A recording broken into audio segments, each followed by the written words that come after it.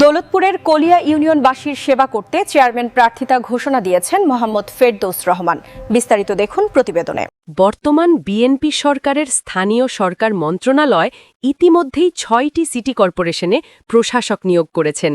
পাশাপাশি স্থানীয় সরকার মন্ত্রণালয়ের মন্ত্রী মহোদয় স্থানীয় সরকার নির্বাচন দ্রুত সময় হবে বলে ঘোষণা দেয়ায় মানিকগঞ্জের দৌলতপুর উপজেলার ৭ নং কলিয়া ইউনিয়নবাসীর সেবা করতে সম্ভাব্য চেয়ারম্যান প্রার্থী হিসাবে ঘোষণা দিয়েছেন ফাসিস্ট সরকারের নির্যাতিত বিএনপি নেতা, রাজপথের দুঃসময়ের সাহসী সৈনিক, মানিকগঞ্জ ১ আসনের মাননীয় সংসদ সদস্য এস.এ. জিন্নাহ কবিরের বিশ্বস্ত ব্যক্তিত্ব, কর্মীবান্ধব নেতা, জেলা বিএনপির সাবেক প্রশিক্ষণ বিষয়ক সম্পাদক ও দৌলতপুর উপজেলা বিএনপির যুগ্ম সাধারণ সম্পাদক মোহাম্মদ ফেরদৌস রহমান।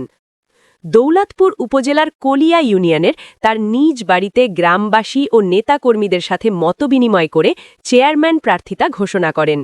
তিনি মানিকগঞ্জের দৌলতপুর উপজেলার সুপরিচিত সমাজসেবক ও রাজনৈতিক ব্যক্তিত্ব মোহাম্মদ ফেরদৌস রহমান বর্তমানে দৌলতপুর উপজেলা বিএনপির যুগ্ম সাধারণ সম্পাদক হিসাবে দায়িত্ব পালন করছেন।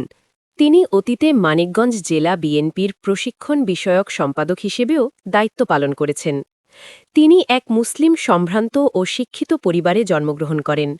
তার পিতা মরহুম এ.কে.এম. বছির উদ্দিন দৌলতপুর উপজেলার ধামসর সরকারি প্রাথমিক বিদ্যালয়ের প্রধান শিক্ষক ছিলেন। মাতা মোসাম্মদ জোবেদা বেগম একজন গৃহিণী। পারিবারিকভাবে তারা 2 ভাই ও 2 বোন। তার ছোট ভাই টুটিয়াম বাইতুন নূর জামে মসজিদের ইমাম হিসেবে দায়িত্ব পালন করছেন। 2 বোনই এমএ ডিগ্রি অর্জন করেছেন। বড় ভগ্নিপতি নরসিংদী জেলার এলজিইডিতে সিনিয়র অ্যাসিস্ট্যান্ট ইঞ্জিনিয়ার হিসেবে কর্মরত এবং ছোট ভগ্নিপতি একজন কনসালটেন্ট। তার ছোট কাকা বাংলাদেশ পানি উন্নয়ন বোর্ডের সাবেক অতিরিক্ত মহাপরিচালক ছিলেন। শিক্ষাজীবনে তিনি কৃতিত্বের স্বাক্ষর রাখেন। তিনি নাগরপুরের যদুনাথ পাইলট উচ্চ বিদ্যালয় থেকে এসএসসি পরীক্ষায় প্রথম বিভাগে উত্তীর্ণ হন এবং ঢাকার আদমজী ক্যান্টনমেন্ট কলেজ থেকে এইচএসসি পরীক্ষায় প্রথম বিভাগে পাশ করেন। পরবর্তীতে ডিআইইউ থেকে ১৯৯৭ সালে সমাজবিজ্ঞান বিষয়ে বিএসএস অনার্স এবং ১৯৯৮ সালে এমএসএস সম্পন্ন করেন। পেশাগত জীবনে তিনি দীর্ঘ ২৬ বছর বাংলাদেশ পানি উন্নয়ন বোর্ড ও এলজিইডির বিভিন্ন প্রকল্পে সোশ্যাল এক্সপার্ট হিসেবে দায়িত্ব পালন করেছেন। কর্মজীবনের পাশাপাশি তিনি সক্রিয়ভাবে রাজনীতির সাথে সম্পৃক্ত ছিলেন।